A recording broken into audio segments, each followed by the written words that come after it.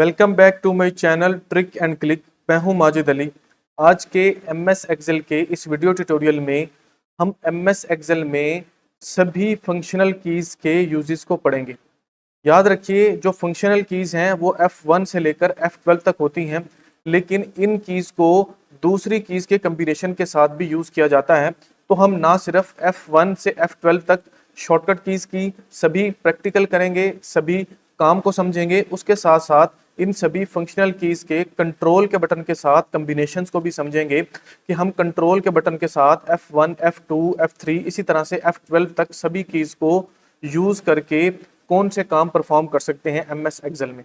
तो वीडियो आपके लिए बहुत ही ज़्यादा इंपॉर्टेंट होगी, स्पेशल उन लोगों के लिए जो कि डाटा एंट्री ऑपरेटर की तैयारी कर रहे हैं या डाटा एनालिस्ट की तैयारी कर रहे हैं।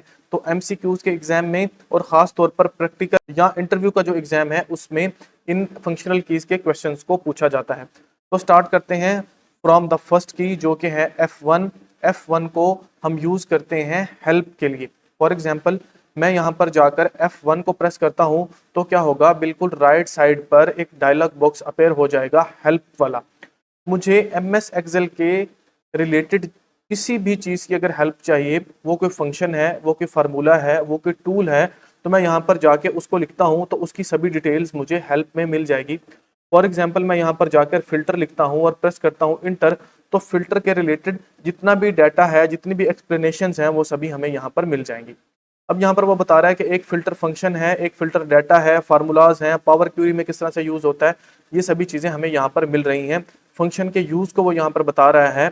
तो F1 को हम यूज करते हैं एमएस एक्सेल में हेल्प के लिए। चलते हैं control plus F1। Control plus F1 का यूज जो है वो रिबन को हाइड और शो करने के लिए यूज किया जाता है। अब रिबन क्या है, हमारे पास ये जो मेन्यू बार है उसके नीचे ये जो ग्रुप्स बने हुए हैं, शो, जूम, विंडो, माइक्रोज, और इसके ऊपर आइकन्स बने हुए हैं, इसको एमएस एक्सेल में रिबन बोला जाता है। अगर हमने इसको हाइड करना है तो कंट्रोल प्लस F1 को प्रेस करेंगे तो ये जो रिबन है वो हाइड हो जाएगा। अगर हमें इसको फिर से शो करवाना है तो आप कंट्रोल प्लस F1 को प्रेस करेंगे तो वो रिबन आपको दोबारा से शो हो जाएगा। चलते हैं नेक्स्ट शॉर्टकट की तरफ, जो कि है F2। F2 को यूज किया जाता है सेल्स को एडिट करने के लिए, एडिट मोड में लेके आने के लिए। मोस्टली जब हम किसी भी सेल के ऊपर जाके क्लिक करते हैं और इसको एडिट करने की कोशिश करते हैं या कुछ भी लिखते हैं, तो ऑटोमेटिकली जो पहले वाला जो प्रीवियस डाटा होता है वो उसमें से रिमूव हो जाता है। तो आपको इसको पहले एडिट मोड में लेके आना पड़ेगा। एडिट मोड में लेके आने के लिए आप उस सेल पर जाते हैं और प्रेस करते हैं F2 को, तो वो जो सेल है वो एडिट मोड में आ जाता है और कर्सर ब्लिंक करना शुरू हो जाता है। यहाँ पर जाके आप जो भी चीज एडिट करना चाहते हैं वो एडिट कर सकते हैं। अब बात करते हैं कंट्रोल प्लस F2 की। कंट्रोल प्लस F2 को यूज किया जाता है प्रिंट प्रीव्यू देखने के लिए। फॉर एग्जाम्पल, ये मेरे पास एक शीट है, मुझे इसका प्रिंट प्रीव्यू देखना है, तो मैं जाके कंट्रोल प्लस F2 को प्रेस करूंगा तो मेरे पास इस तरह से प्रिंट वाला डायलॉग बॉक्स शो हो जाएगा जिसमें मैं अपनी उस शीट का प्रिंट प्रीव्यू देख सकता हूं। नेक्स्ट जो शॉर्टकट की है वो है F3। F3 को यूज किया जाता है for paste a name range.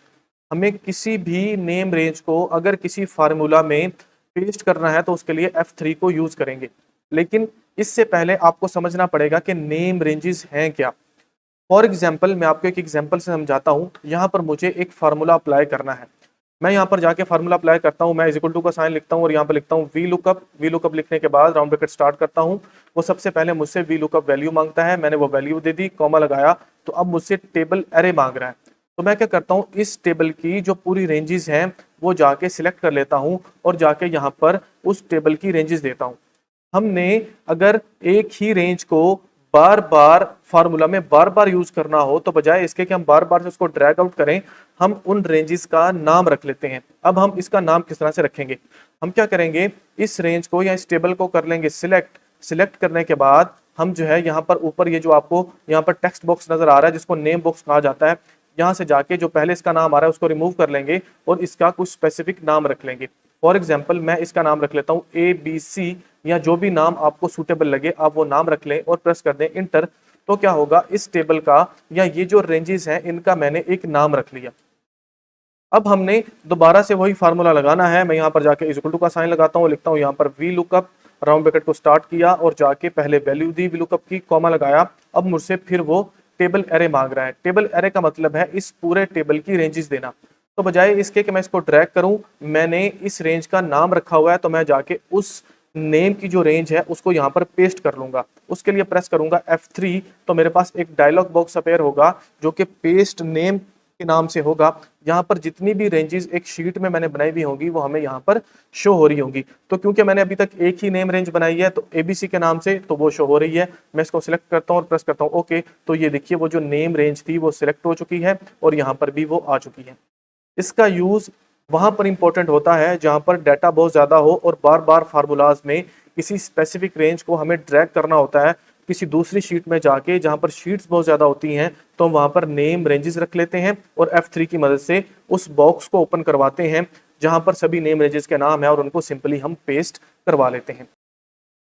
चलते हैं F3 के यूज को कंट्रोल के साथ हम देखते हैं। कंट्रोल प्लस F3 को यूज किया जाता है उन सभी नेम रेंजेस वाला जो डायलॉग बॉक्स है उसको शो करवाने के लिए। कंट्रोल प्लस F3 को मैंने जैसे ही प्रेस किया तो हमारे पास यहाँ पर नेम मैनेजर के नाम से डायलॉग बॉक्स शो हो जाता है। जितनी भी नेम रेंजेस हमने बनाई होंगी वो सभी की सभी एक पूरी लिस्ट में हमें यहाँ पर शो हो रही होंगी। ऊपर न्यू, एडिट और डिलीट के नाम से बटन है। अगर आपने कोई न्यू नेम रेंज बनानी है या आपने किसी स्पेसिफिक नेम रेंज को एडिट करना है या डिलीट करना है तो आप यहाँ पर उसको डिलीट कर सकते हैं। नेक्स्ट हमारे पास जो फंक्शन की है वो है F4। F4 एक बहुत ही जबरदस्त जो है वो शॉर्टकट की है। इसको यूज किया जाता है लास्ट एक्शन को रिपीट करने के लिए। अब लास्ट एक्शन हमारा क्या है? फॉर एग्जाम्पल मैंने यहाँ पर इस रो को सिलेक्ट किया और जाके इसका जो बैकग्राउंड कलर है वो मैंने कर दिया येलो। अब मुझे यहाँ से कुछ सिलेक्टेड रोज को जो है सिलेक्ट करना है और उनके जो बैकग्राउंड कलर है उसको येलो करना है। तो मैं बजाय इसके कि बार बार जाके येलो करूं, मैं क्या करता हूं उसी लास्ट एक्शन को रिपीट कर लेता हूं। मैं इन रो को सिलेक्ट करता हूं और जाके F4 को प्रेस करता हूं, तो ये देखिए उसका जो बैकग्राउंड कलर है वो येलो होता जा रहा है कुछ इस तरह से। तो मुझे बार बार जाके कलर को सिलेक्ट करने की जरूरत नहीं है, सिंपल हम लास्ट एक्शन को रिपीट कर लेते हैं।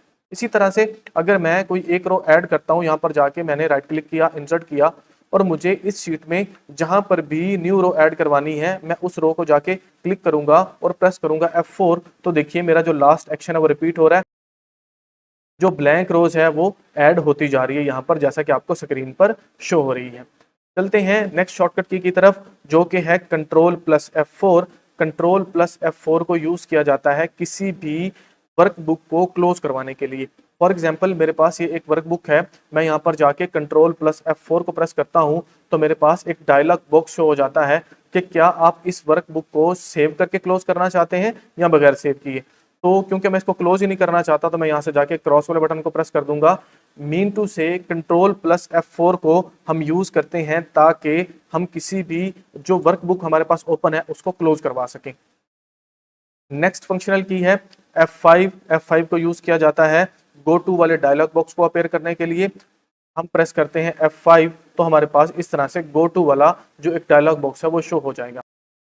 इस गो टू वाले डायलॉग बॉक्स से हम किसी स्पेसिफिक नेम रेंज को डायरेक्टली एक्सेस कर सकते हैं, या आप स्पेशल वाले बटन के ऊपर क्लिक करेंगे तो आपको यहाँ से constant formulas, blanks, data validations, conditional formats, यानी कि ये चीजें आपकी शीट में जहां पर भी अप्लाई हो रही हैं, अगर आप डायरेक्टली वहां पर जंप करना चाहते हैं तो आप इस गो टू वाले को यूज करते हुए जो है वहां तक एक्सेस कर सकते हैं, वहां तक जंप कर सकते हैं। उसके बाद हमारे पास शॉर्टकट की है control plus F5। Control plus F5 को यूज किया जाता है विंडो को मिनिमाइज करने के लिए। जैसे मेरे पास ये जो वर्कशीट ओपन है, मैं जाके कंट्रोल प्लस F5 को प्रेस करूंगा तो यही जो विंडो है ये मिनिमाइज हो जाएगी। चलते हैं नेक्स्ट फंक्शनल की तरफ जो कि है F6। F6 को यूज किया जाता है अगर हमने माउस से कंट्रोल देना है कीबोर्ड को। कंट्रोल को एक्टिव करने के लिए हम F6 को जो है वो यूज करते हैं। अब इसका यूज आप सीखिए। आपने आपके कीबोर्ड से 2 टाइम F6 को प्रेस करना है। जैसे ही आप उसको प्रेस करेंगे तो कुछ इस तरह से मेन्यू बार में जो वर्ड्स हैं, कुछ कीवर्ड्स हैं, वो इस तरह से हाईलाइटेड हो जाएंगे जैसे कि आपको स्क्रीन पर शो हो रहे हैं। अब जो पूरे का पूरा कंट्रोल है वो मेरे कीबोर्ड के पास चला गया है। मैं सभी मेन्यूज को कीबोर्ड से जो है वो कंट्रोल कर सकता हूं। फॉर एग्जांपल मुझे यहाँ पर ग्रिड व्यू को लेके आना है तो मुझे उसके लिए व्यू वाले टैब में जाना है, तो मैं जाके W को प्रेस करूंगा क्योंकि व्यू के नीचे जो कीवर्ड नजर आ रहा है वो W है, तो मैंने W को प्रेस किया। जैसे ही W को प्रेस किया तो जो व्यू के जितने भी हमारे पास नीचे ग्रुप्स थे वो शो हो जाएंगे। तो अगर आप देखें तो ग्रिड लाइन के नीचे VG लिखा हुआ है, तो मैं जाके VG जैसे प्रेस करता हूं तो यहाँ पर देखिए ग्रिड लाइन जो है वो ऑटोमेटिकली लग चुका है।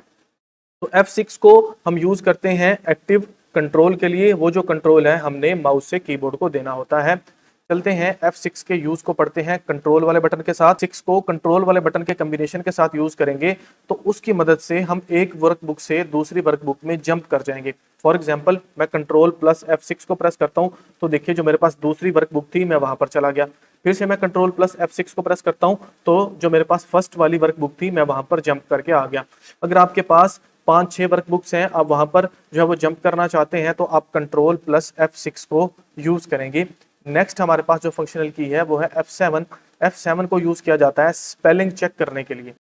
इस वर्कशीट में अगर मुझे स्पेल चेक करने हैं तो मैं सिंपली जाके F7 को प्रेस करूंगा तो मेरे पास डायलॉग बॉक्स अपेयर हो जाएगा। यहाँ पर स्पेलिंग वाला जो है आपको डायलॉग बॉक्स मिलेगा। यहाँ से जितने भी स्पेलिंग्स रॉन्ग होंगे उसकी एक लिस्ट देगा।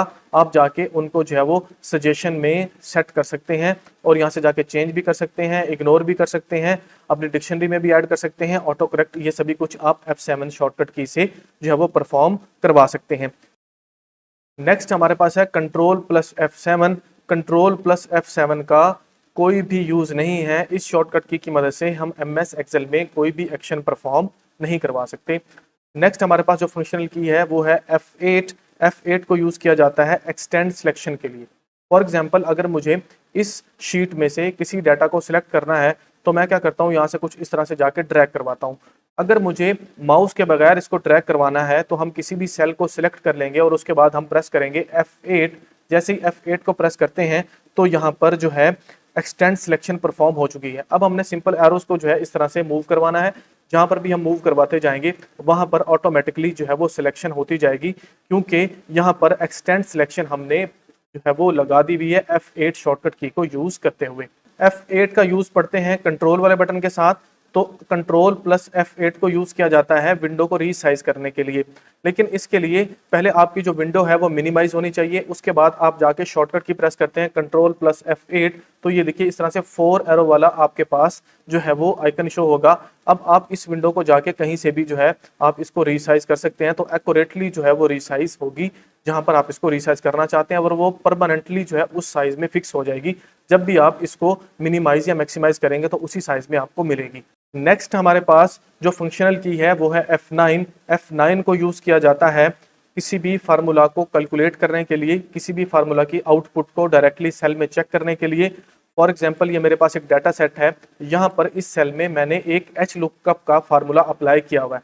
मैं जाके इसके ऊपर 2 टाइम क्लिक करता हूँ और जो इसके अंदर कुछ इस तरह से रेंजेस दी हुई हैं, मैं जाके इसको सिलेक्ट करके प्रेस करता हूँ F9 को तो ये देखिए उसकी जितनी भी आउटपुट्स हैं वो मुझे यहाँ पर शो करवा रहा है। किसी भी फार्मूला की आपने अगर कोई आउटपुट चेक करनी है उस स्पेसिफिक फार्मूला के अंदर जाके उस सेल के ऊपर 2 टाइम क्लिक करके तो आप उसके लिए F9 को जो है वो यूज करते हैं। नेक्स्ट हमारे पास शॉर्टकट की है control plus F9। Control plus F9 को यूज किया जाता है किसी भी विंडो को मिनिमाइज करने के लिए। जैसे मैं जो है कंट्रोल प्लस F9 को प्रेस करता हूं तो ये देखिए ये वाली जो मेरे पास स्क्रीन के ऊपर वर्कबुक शो हो रही थी वो मिनिमाइज हो चुकी है। नेक्स्ट हमारे पास शॉर्टकट की है F10। F10 को भी हम सेम उसी काम के लिए यूज करते हैं जो कि हम F6 से कर रहे थे। हम इसको एक्टिव कंट्रोल के लिए यूज करेंगे। जैसे मैं F10 को प्रेस करता हूं तो ये देखिए यहाँ पर फिर से वो कीवर्ड शो हो रहे हैं। हम डायरेक्टली कीबोर्ड की मदद से मेन्यूज को एक्सेस कर सकते हैं यूजिंग F10 की। अब हम इसका यूज पढ़ेंगे कंट्रोल वाले बटन के साथ। तो अगर आप कंट्रोल वाले बटन के साथ F10 को यूज करते हैं तो आप मैक्सिमाइज और मिनिमाइज कर सकते हैं, आपकी विंडो को रिस्टोर कर सकते हैं। कंट्रोल प्लस F10 को मैंने प्रेस किया तो ये देखिए उसका जो साइज है वो छोटा हो गया। फिर से मैं प्रेस करता हूँ कंट्रोल प्लस F10 तो उसका साइज जो विंडो का है वो फिर से बड़ा हो चुका है, मैक्सिमाइज हो चुका है।